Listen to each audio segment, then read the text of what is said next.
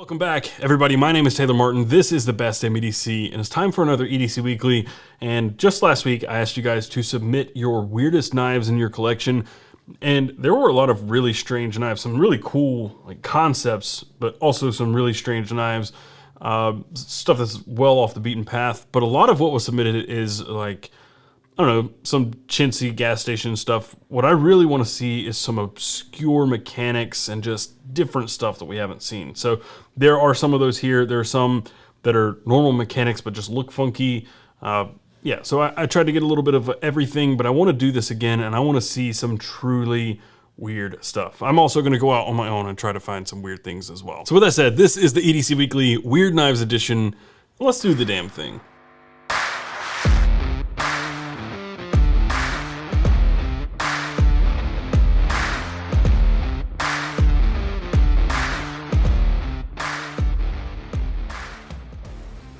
So the very first submission here comes from Christian or Pocket Dump Diary over on Instagram. And to be fair, this is a titanium frame lock knife with a thumb stud. And I mean, it's pretty normal in terms of specs. The actual appearance of it is kind of weird because it was actually designed to look like a Cybertruck. The first thing it really reminded me of, more so than the Cybertruck, is this knife I have in my pocket. This is the Axon frame lock from Xero. Obviously very different in terms of if you start really looking closely, but it has kind of a Xero aesthetic to it. It makes a lot of sense. Xero designs are kind of futuristic and angular. So is the Cybertruck, and so is this. But regardless, this is the Cybertrix Type B. There's also a Type A, which is a very, very similar knife with a different blade shape. There's also a few other things in the photo here. A Nice Guy Machine Company PJB with a bead, some Compoform Argyle V2 slider things, and then a Sage Grouse leather catch-all jumbo tray. But Christian says the Cybertrix Type B had always caught my eye. Even the Type A is really nice. Designed after the Tesla Cybertruck, this knife caught my immediate attention at first glance. Designed by Deck Links. Instagram is king.freeman.x. It has an M390 blade, TC4 titanium handle, 440C steel for internal structural parts, and has a patented hidden screw design that seriously, you can't find the screws to take this knife apart. And that, I think, is really why it's so interesting. How do you take this thing apart? I'd love to see the other side of it, but the hidden screw design is really, really neat. Anyway, this is a really cool knife that I'd never seen before, and thank you for submitting. This next submission comes from Prince. I believe that's a last name, but took me a second when looking at this one the very first time. There's no name on it. There's a name on it, but there's no name listed. John Engstrom Eskilst. No idea. He says, this knife came from my father's tackle box. I don't know how to describe it because it really is special. It's a retractable knife and at the same time a fixed blade once the blade is installed inside the handle of maple corrugated. It doesn't seem to come from America. The maker is John Engstrom Eskilstuna. He said, at first I used it as an EDC, but now it stays in my duffel bag in case. I'm not able to get rid of it. When I look at it and take it, it speaks to me. With just a photo, was not able to show how it works. I can kind of see how it works. I know there's got to be some sort of latch mechanism that holds this thing inside the handle. I would hate to think that it screws out, but basically you have a folding knife mechanism inside a handle. You pull that out, deploy the knife, and put it back in, and you have effectively what is a fixed blade because that blade can no longer close. That's a really cool concept. A folding fixed blade, sort of. It's not, it's folding and it's retractable. It's really strange. I've never seen anything quite like it. The handle itself is very spindly and round, but I do think that this could be applied to with a more modern technology and could be very useful in certain situations. I could see bushcrafting people liking something like this, backpacking. Maybe not for EDC, not really a great EDC concept, but really cool nonetheless. So thank you for sharing, Prince. The next submission comes from John or CupAJoe, I believe over on Instagram, maybe in the Discord, I'm not entirely sure. But this is very interesting, kind of similar concept as before. It's a folding fixed blade, which sounds like an oxymoron, but it's not really. So what they said here is an optional number 15 slim with a Bubinga handle. 6-inch folding fillet knife, modified for use as a 2.5-inch pocket fixed blade paring knife with a homemade leather sheath. 2 knives in one, 2.5 ounces. Same idea. That would be amazing for something like that for backpacking. Like a lot of blade, very lightweight and adaptable. So this is a large Optional number 15 fillet. That's a very large knife. But what they've done is they've cut the handle so that when it's closed, it acts like a fixed blade. The blade cannot move because it's locked closed. And then that handle part is gone, but they've embedded that inside a leather sheath so you can kind of slide it together to cover the edge of the blade. It's really hard to see at first glance with this photo, but there was another photo that he shared that I think showed this concept even better. That's really cool because it's not intended to be that way. It's a modification, but it works, right? I don't know how well that the sheath stays on the blade, but that's a really cool idea. Also, as a folding knife that's enormous when it's closed. I mean, it's still effectively a fixed blade when it's closed. So what is that? The whole overall length on a Optional number 15 is probably 15 inches, 18.75 inches. Good Lord. Okay, so when it's closed, it's still gonna be 12.75 inches long. Very, very cool modified Optional knife. So thank you for sharing. Before we go any further, I wanna thank our sponsor for today's video, Skull Bliss. Skull Bliss makes unique home decor that you're not gonna find anywhere else. They're authentic, high quality hand-carved animal skulls that you can display in your home and have a truly unique centerpiece or conversation starter. I used to have a Watusi skull on my wall, which was pretty cool, but I replaced it with this patinaed buffalo skull that's been aged and hand engraved. They call it Antique from Hell, and I think it really pulls everything in my studio together and takes things up a notch. Originally started in Bali, Skull Bliss wanted to showcase the true craftsmanship of traditional skull carvers. They continue to work with Balinese artisans and hope to share parts of their culture and wisdom with the world. Let nothing go to waste is a big one, for example. The skulls are also transparently and ethically sourced. Skull Bliss offers longhorn, cow, buffalo, and ram skulls, all of which come hand-carved or in different premium finishes, like hand-engraved metallic, mosaic, or crystal. They also offer non-carved skulls for a more simple look, and there are a couple of mounting options to choose from as well, such as a wooden wall mount, a metallic stand, and there's even a metal mount with a lamp option. And currently, Skull Bliss is running a sale where you can get up to $500 off select skulls. If you want to see everything Skull Bliss has to offer and help support the channel, you can just hit the link in the description down below and add a truly one-of-a-kind piece to your own walls. And don't forget to use the coupon code at checkout, TMEDC, for $50 off your order. That code is also good on already discounted items, and it's good through October 31st.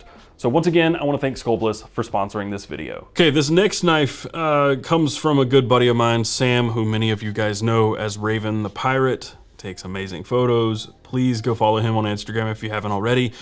But this knife, in and of itself, I don't think is too terribly weird. It's a D-Rocket design Jupiter, but really the reason why I'm including this is D-Rocket in general. Daryl Caston is making just constantly, he's just pushing design. He is more than a knife maker or designer. He's an artist who makes functional art that just happens to cut things. Like, he just thinks outside the box and does some really cool stuff, like fit and finish and anything else aside. Like, his designs are truly novel and beautiful, and he is always pushing the envelope. So I appreciate that from his work more than really anything else. He just constantly pushes the envelope and comes up with new things, and this is one of those, the Jupiter. Sam says, the Jupiter is one of the weirdest knives I own, and I mean that in the best way possible. The locking mechanism is a reverse liner button lock. The way it works is there are 2 liners on each side of the knife. The one that locks the blade and the one in the open position sits on the show scale. Let's call it a liner A. The one on the clip side is connected to the button, liner B, and is not engaged when the blade is open. When you press the button, you'll push liner B across to the other side where it disengages liner A, releasing the blade. But in order for the blade to close, you'll have to release the button so liner B can move out of the way for the blade to close. I don't know what any of that means, Sam. Really, truly don't.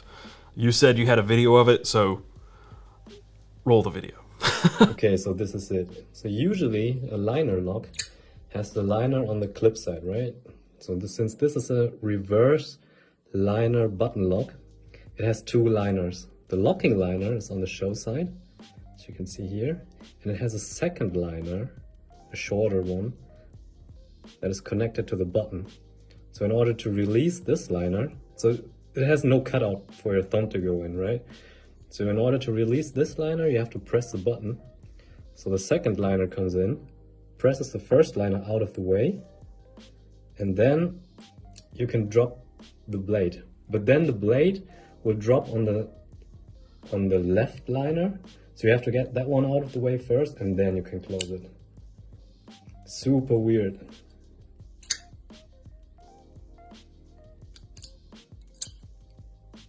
The mechanism is unlike anything I've seen before. Daryl is a mad scientist and known for his unorthodox designs, but this is one of the most fascinating knives that I've owned or ever come across. So that's one of those things, right? It looks pretty mundane from the outside, but on the inside, there's some pretty crazy stuff going on.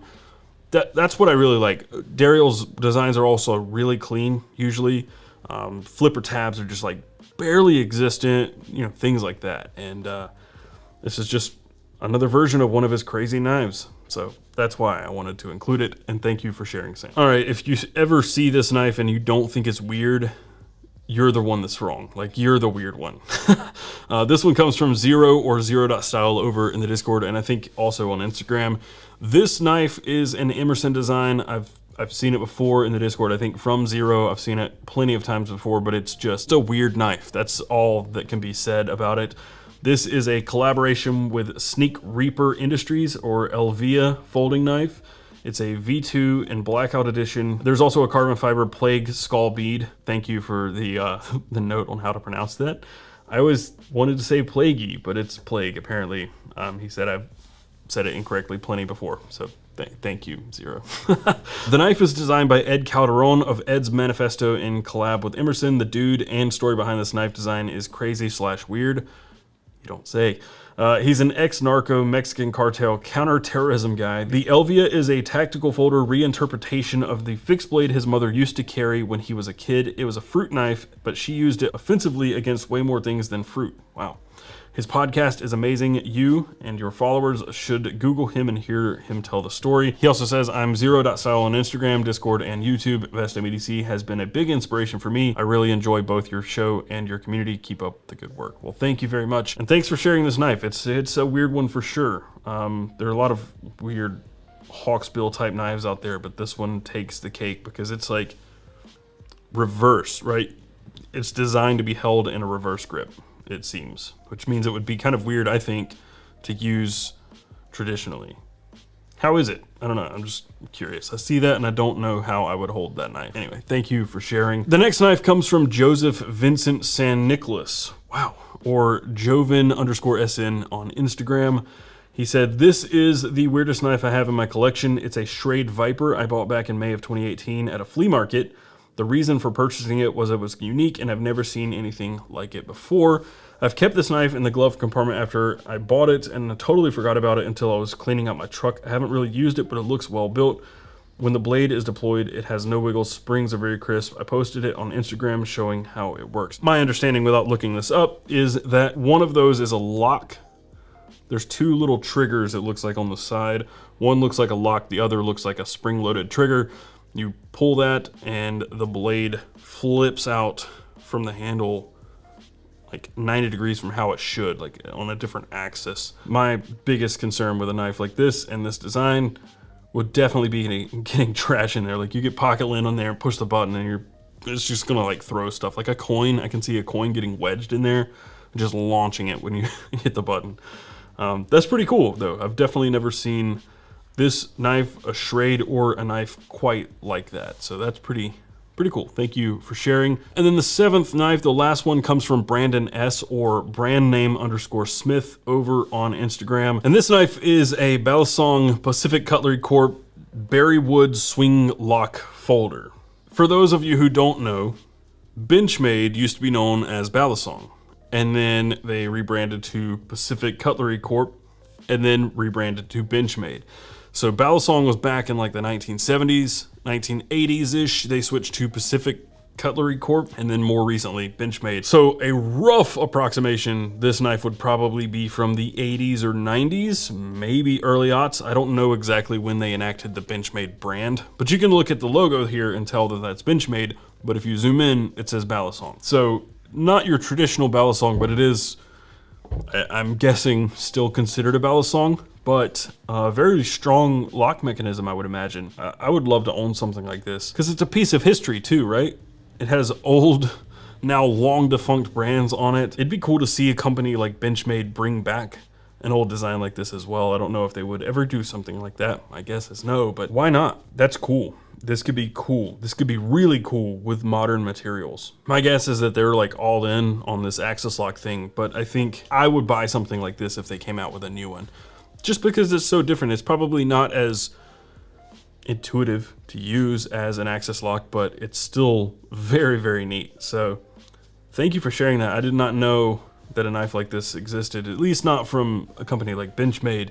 I've seen some older style knives that did similar kind of flip around things. I've seen many other knives do this, but not one from the bowels of pre-Benchmade. And he does, I should read what he says. Brandon says, "This is my strangest knife. This is a prototype for Barry Wood's original swing lock folder."